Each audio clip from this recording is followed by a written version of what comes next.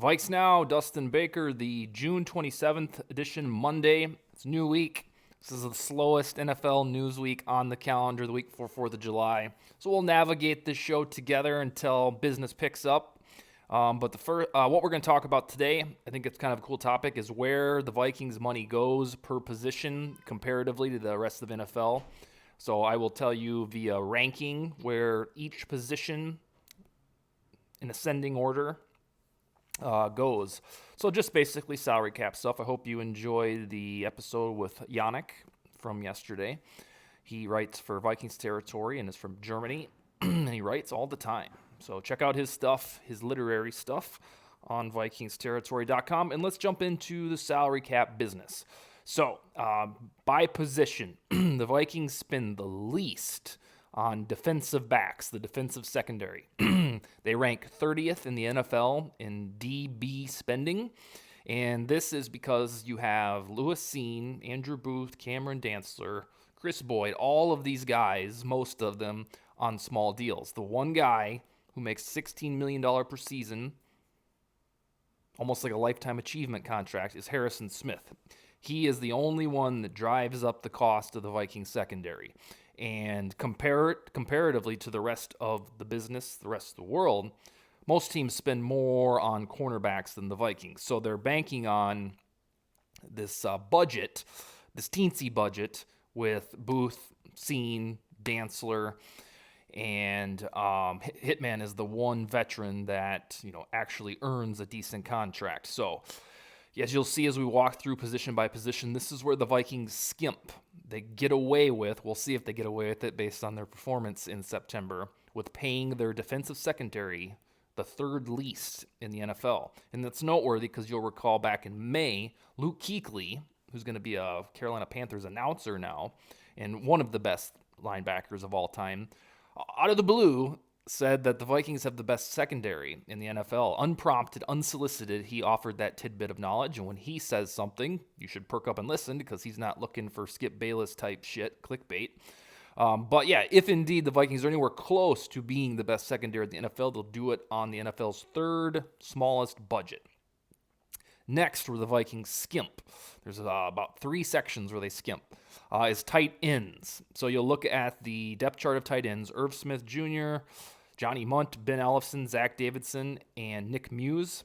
None of those guys is even on a veteran contract aside from Munt, who's on a dinker deal because nobody knows if he's good. But again, I'll use this word comparatively to the rest of the NFL. Vikings spend peanuts on tight ends. Now this one, we hope, kind of a bittersweet hope, will change, because if this inflates in 2023, it will have meant that Irv Smith Jr. indeed finally broke out into stardom. All of a sudden, he is in a contract year. He was not drafted in the first round, so he only has a 4-year rookie deal, and the final year is now.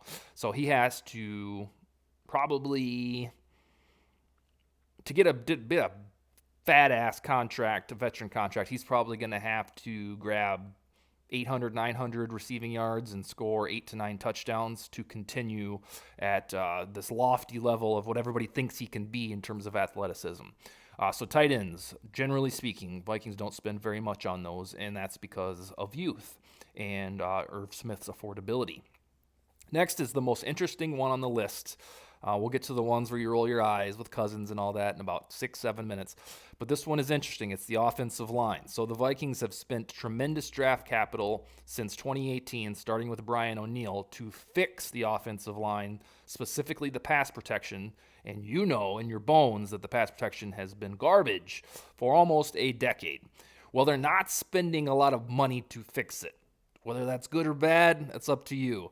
They rank 28th in the NFL in offensive line spending, which translates to 5th least.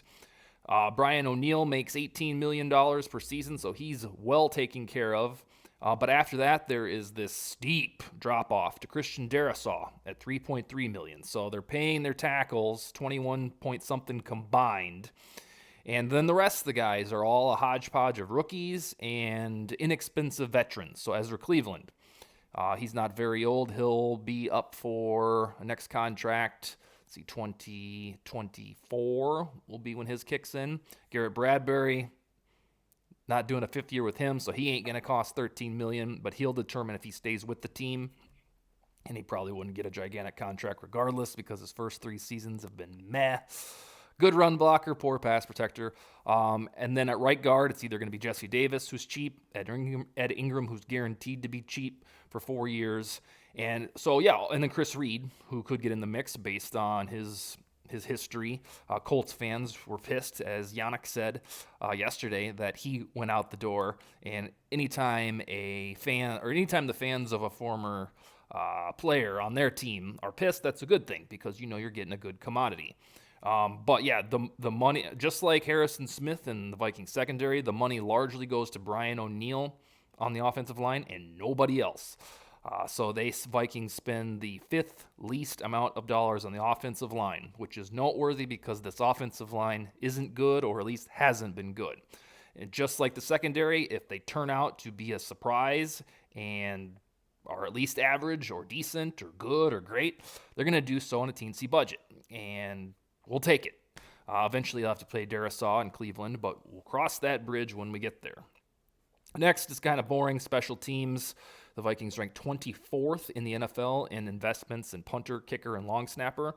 Greg Joseph because of his weird journey last year, and Jordan Berry, who's just a punter. But out to the masses, to the general population of the world, nobody knows who they are, and nobody cares because it's Greg Joseph and Jordan Berry.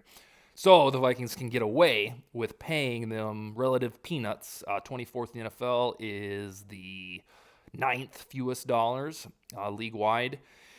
And Greg Joseph is not a household name, and so first of all, kickers aren't that expensive in the first place, but they don't have a Harrison Butker or Justin Tucker to pay, so they get away with not spending very much. So those 4 categories, defensive backs, tight ends, offensive linemen, special teams, those are the cheap ones. Now we hit the average and then the expensive ones. Linebackers. The Vikings ranked 16th, smack dab in the middle of the NFL in paying linebackers. Now this is not edge rushers. I know they're switching to a 3-4, so by technical definition, Danielle Hunter and Zadarius Smith are outside linebackers. According to Over the Cap and Spot Rack, where I got these numbers, those guys will be in the defensive line, which I'll get to in a minute. But linebackers, all of that money is wrapped up into Eric Kendricks making $10 million per season, and then Jordan Hicks at $5 million per season. And off-ball linebackers are not usually that expensive. That's why a couple years ago when Eric Wilson was a free agent, and some of us thought he was good, I don't think he is, he didn't hardly get paid anything because off-ball linebackers are not a priority, at least in terms of long-term investment.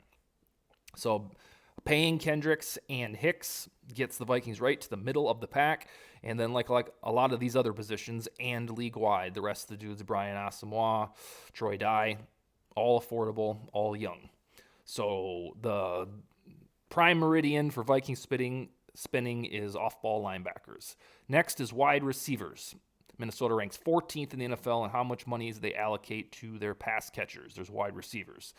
Now, we all know that this is going to inflate like a bitch in 3 years because Justin Jefferson is going to make about $35 million per season, and we'll probably subtract the running back money by that time to offset it. And Adam Thielen will be, unfortunately, probably done with his career by the time Justin Jefferson hits his veteran contract, and that's 2025. But right now, Adam Thielen, I think it's, $16 million per season?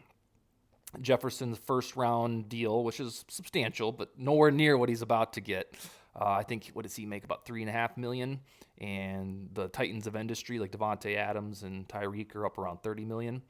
And then the rest, it's KJ Osborne, Albert Wilson, all small deals. So Adam Thielen is responsible for the Vikings being at number 14 in positional spending at wide receiver.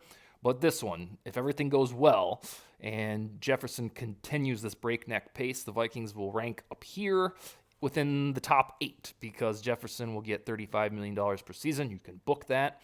And interestingly enough, those extension talks with the Vikings should start next offseason. So get ready for that wave because I don't think it'll be a debate because everybody want to keep Jefferson, but it will be expensive, and you will have to stomach paying one player who's not a quarterback $35 million per season, in my opinion. Next is defensive line. This includes the outside linebackers, the edge rushers. The Vikings rank 12th in the NFL in defensive line spending, and that is predominantly Danielle Hunter.